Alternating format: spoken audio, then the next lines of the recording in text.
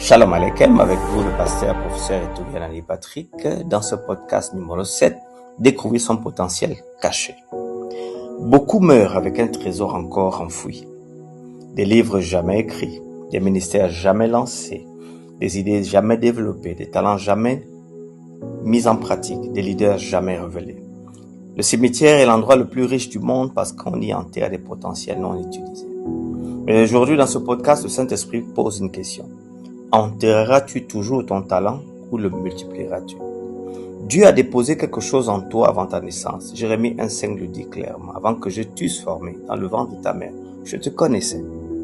Tu n'es pas un accident. Tu n'es pas un produit du hasard. Tu es un projet divin. Avant que ton père ne te voie, avant que ta mère ne t'embrasse, Dieu avait déjà identifié ton appel.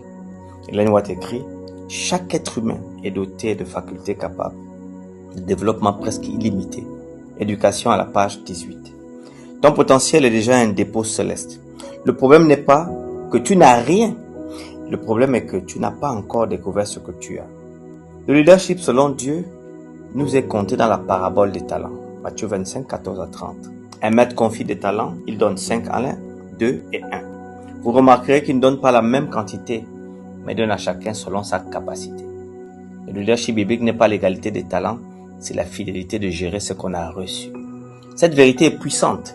Le problème du troisième serviteur n'était pas le manque de capacité, c'était la peur de ses capacités.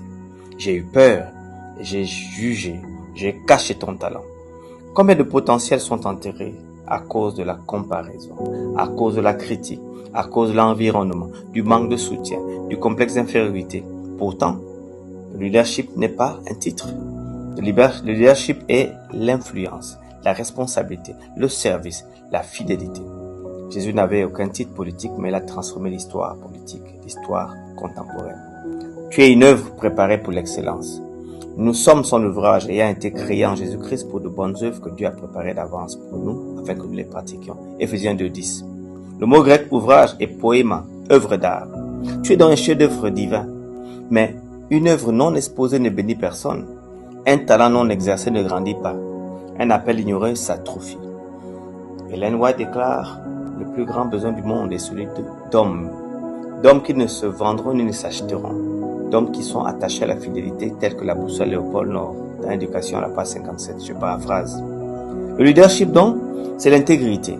C'est la loyauté au principe. C'est l'excellence morale. C'est la mission mondiale avec Jésus-Christ, comme ouvrier avec Dieu. Mais pourquoi ton potentiel reste caché? C'est la peur. Je ne suis pas assez. Moïse disait, je ne suis pas assez. Je ne sais pas parler. Gédéon disait, je suis le plus petit. Dieu ne cherche pas la perfection, il cherche la disponibilité. La paresse spirituelle aussi est un problème. Le troisième serviteur n'a pas échoué, il n'a rien fait. Dans l'église aujourd'hui, beaucoup assistent mais peu développent. Le ciel ne récompense pas l'intention, il récompense la fidélité. Il y a aussi l'absence de discipline. Le potentiel sans discipline devient frustration.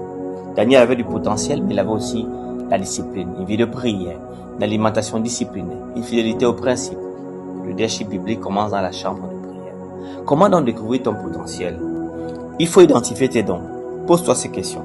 Qu'est-ce qui me passionne naturellement? Qu'est-ce que je porte du fruit? Qu'est-ce que les autres reconnaissent en moi? Qu'est-ce qu'ils me disent? Romains 12 parle des dons d'enseignement, d'exhortation, de service, de direction, de miséricorde. Le Saint-Esprit ne distribue pas par erreur. Il faut donc développer le caractère. Les talents t'ouvrent des portes, le caractère te maintient. Saül avait l'onction, mais il manquait de caractère. David avait des faiblesses, mais il avait un cœur repentant. Dans les derniers jours, Dieu cherche des leaders intègres, car nous vivons l'époque du jugement. Le leadership est eschatologique. Nous préparons donc un peu pour le retour de Christ. Cherche un mentor. Élisée avait Élie, Josué avait Moïse, Timothée avait Paul. Le potentiel isolé s'égare, le potentiel encadré s'élève. Même Jésus formait ses 12 disciples. Le danger est donc d'enterrer ton talent. Le maître dit au serviteur méchant et paresseux. Il ne fait pas l'adultère. Ce n'est pas le vol, c'est juste l'inaction.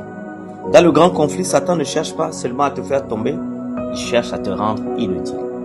Un chrétien passif est une victoire pour l'ennemi. Il nous faut un leadership d'excellence dans le contexte de l'Afrique. Notre continent ne manque pas de ressources, il manque de leaders intègres. Des leaders qui refusent la corruption, qui refusent le favoritisme, qui refusent la médiocrité. Daniel était à Babylone, et Babylone n'était pas en lui. Dieu cherche des Daniel au Gabon, des Daniel au Cameroun, Daniel à Centrafrique, Daniel en Afrique centrale, des Esther dans cette génération. Mon appel est prophétique. Tu n'es pas né pour survivre, tu es né pour influencer. Tu n'es pas né pour consommer, tu es né pour multiplier. Le ciel n'a pas investi en toi pour rien. La question aujourd'hui, vas-tu continuer à t'excuser? Vas-tu continuer à te comparer? Ou vas-tu te lever? Ma prière, c'est que le Seigneur pardonne pour tous les talents enterrés. Pardonne pour la peur, pardonne pour la paresse et te bénisse au nom de Jésus-Christ. Si vous avez aimé, partagez. Shalom, shalom. Que le Seigneur vous bénisse et vous garde.